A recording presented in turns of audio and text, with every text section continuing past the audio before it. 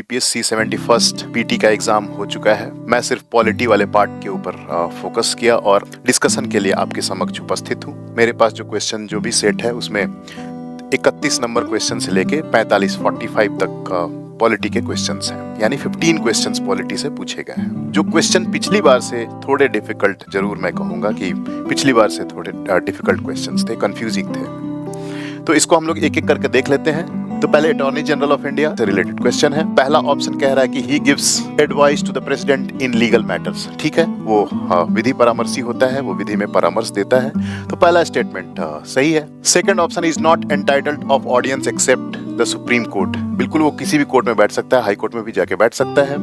Cannot participate in proceeding in the house of parliament. Parliament में बिल्कुल भाग ले सकता है, वोट देने का सिर्फ अधिकार नहीं है, भाग ले सकता है, बोल सकता है, सरकार का पक्ष रख सकता है। डी है, is a whole time counsel for the government. बिल्कुल नहीं, वो पार्ट टाइम है। बिल्कुल जैसे जैसे उसकी सर्विस ली जाती है, वो फुल टाइम काउंसिल नहीं है। बाकी वो फ्री है प्राइवेट प्रैक्टिस करने के लिए, सिर्फ उसको ध्यान रखना पड़ता है कि सरकारी केस नहीं हो।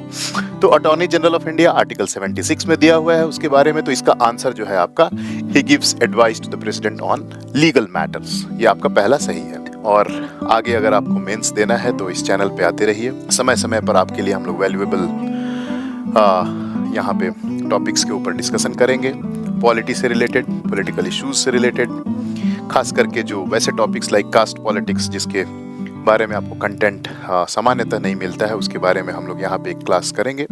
कास्ट पॉलिटिक्स इम्पॉर्टेंट टॉपिक है, बिहार में बार बार पूछा जाता है।